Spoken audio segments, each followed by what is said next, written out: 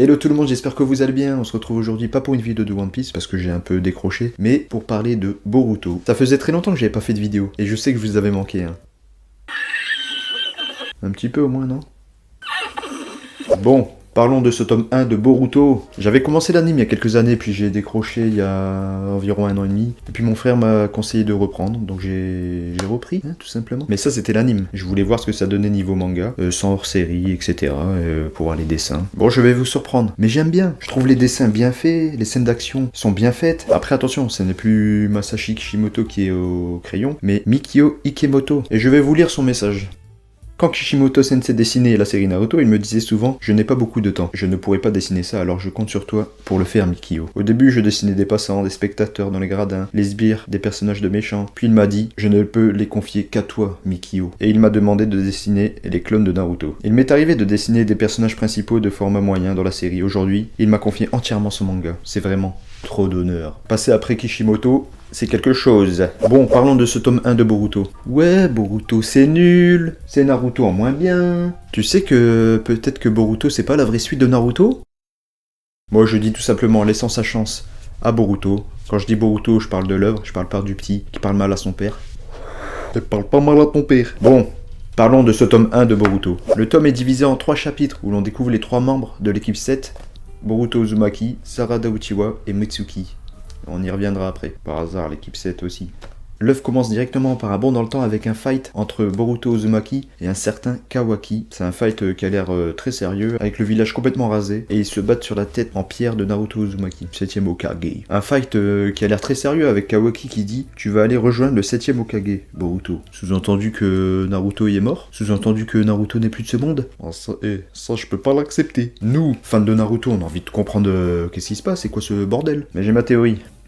C'est peut-être un moyen d'attirer et de conserver les fans de Naruto et de nous tenir en haleine. Voilà, c'était ma théorie. Je sais pas du tout, en tout cas c'est bien précisé que c'est l'œuvre de Boruto et non de Naruto, donc il va falloir s'y faire. Mais je vous avoue que c'est pas si facile que ça. Car même si Mikio Ikemoto dessine très bien, et il y a des similitudes avec Masashi Kishimoto, il y a quand même quelques traits... Voilà, il a son propre style. Par exemple, Hinata, Sasuke, Sakura... Et lui, c'est qui lui à votre avis? Bah c'est Konohamaru, voilà, c'est Konohamaru. Ah le pire, c'est Minato. Et Shikamaru, ils l'ont pas trop changé. Ah non, c'est Shikadai, c'est son fils. Ouais, ils ont la même tête. Bon, en vrai, je dis ça comme ça, mais ça me dérange pas. On sait très bien que c'est un nouveau manga, c'est un nouveau dessinateur. Il va falloir s'y faire, c'est tout. Que voulez-vous que je vous dise, hein? Mais je trouve au final son style est très bien, et il dessine très bien, dès le tome 1. Dans ce tome on découvre que Konoha s'est beaucoup développé, avec notamment la technologie ninja. C'est à peu près ce qu'on vit en ce moment, Ça ressemble à notre monde actuel en final. À votre avis, est-ce que c'est de la triche d'utiliser les outils ninja de Katazuke? Est-ce qu'on doit rester à l'ancienne ou se faciliter la tâche en utilisant les outils ninja? Moi personnellement je pense qu'on peut combiner les deux, sans négliger l'entraînement ninja bien sûr, mais les outils ninja peuvent aider les ninjas en mission par exemple, et se sortir de situations délicates. Contrairement à Naruto, lui Boruto ne veut pas devenir Hokage, et il a un peu la rage contre son père, parce qu'il est pas assez présent pour la famille. On peut le comprendre, c'est normal. Mais, papa Naruto. Il fait la connaissance de Sasuke, et lui demande de devenir son disciple. Mais Sasuke, lui demande de maîtriser d'abord le Rasengan, et après tu pourras revenir. Et il va le maîtriser en quelques jours. En quelques jours. Il a l'air d'avoir quand même beaucoup plus de talent que Naruto. Dans ce tome, on est déjà à l'examen Chunin, et tous les genin de la nouvelle génération tentent de passer cet examen. Et du coup, on retrouve à l'action le fils de Shikamaru, donc Shikadai, qui maîtrise la manipulation des ombres sans utiliser les mudras, et Chocho qui maîtrise déjà l'agrandissement de son corps. Cette nouvelle génération a l'air déjà beaucoup plus talentueuse que l'ancienne. Mais ce qui m'embête, c'est qu'on les a pas vus s'entraîner. Ils sont déjà forts comme ça. Les premiers tours du tournoi se déroulent en quelques pages seulement, assez rapidement, avec Shinki, le fils de Gaara, qui élimine assez facilement Metal Lee. Metal! Et puis t'as l'équipe 7 de Boruto Uzumaki qui s'en sort in extremis, parce qu'il utilise en cachette les outils ninja pour sortir un Mega Suiton et un Mega Raiton, alors que Naruto l'avait interdit. Sarada, elle a déjà développé le Sharingan, et Mitsuki est très intéressant au combat. Justement, Mitsuki a son propre passage, qui est très intéressant au passage, ça fait beaucoup de passages. Donc a son passage très intéressant dans ce tome, et apprend à se connaître lui-même, et cherche à suivre son propre chemin, alors que c'est Orochimaru qui l'a fabriqué. Et il maîtrise déjà le mode ermite, donc ce n'est pas rien quand même. Dès le tome 1, ils sont déjà super balèzes en fait. Mais ce que je préfère par-dessus tout, c'est le passage sur les Otsutsuki. Ce mystère, ce côté sombre, beaucoup de mystère sur ce clan. Et surtout, grand danger. Oh mon dieu, j'ai peur. Ça va sans doute être la grosse menace dans cet univers de Boruto. Et dès le tome 1, ils sont déjà mis en avant.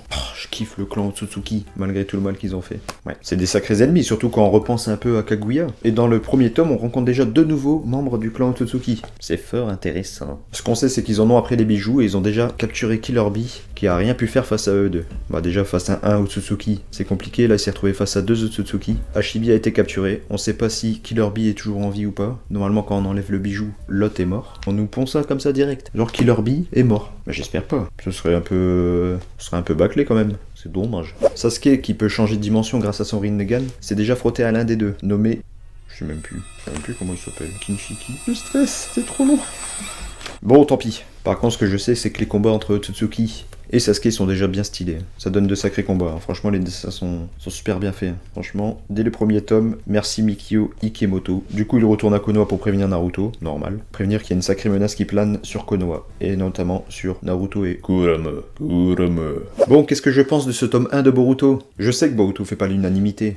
Mais mettons-nous à la place du scénariste. Il faut faire une suite de Naruto, manga à succès, se retrouver plusieurs années plus tard avec un monde, on va dire, dominé par la technologie. Moi, je trouve ça osé et pertinent de ne pas avoir refait un Naruto bis. Ça nous donne l'impression de redécouvrir un nouveau monde, on va dire. Bien sûr, j'étais un puriste de Naruto. J'ai eu du mal à démarrer Boruto. J'étais plein d'idées, plein de mauvaises idées. Mais il faut dire que Boruto apporte un petit peu de fraîcheur, on va dire. Et je peux vous dire que ça me fait bizarre de dire ça. On découvre de nouveaux personnages, comme, on va dire, il y a Boruto, Sarada, Mitsuki, Shikadai. D'ailleurs, ce Shikadai, j'ai envie de dire, ils auraient pu le faire un peu différent de son père. Physiquement, c'est le portrait craché de Shikamaru. Mais après, j'ai réfléchi, je me suis dit, mais au final, Shikamaru, c'est le portrait aussi craché de Shikaku, son père. Donc, voilà.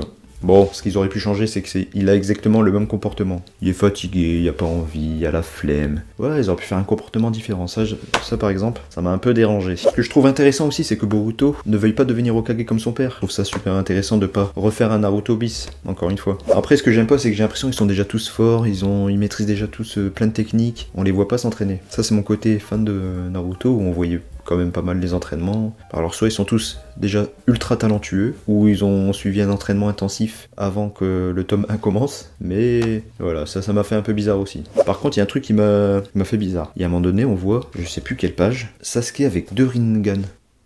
Rinnegan. Par contre, ça, j'ai dû louper un épisode. Bon, et vous, qu'est-ce que vous avez pensé de ce tome 1? Quel perso vous aimez? Quel perso vous n'aimez pas? Qu'est-ce que vous pensez de la technologie ninja? Qu'est-ce que vous pensez des Otsutsuki? Est-ce que vous trouvez que les dessins sont bien faits? Bon allez, on se retrouve très vite pour le tome numéro 2. Allez, à bientôt. Ciao.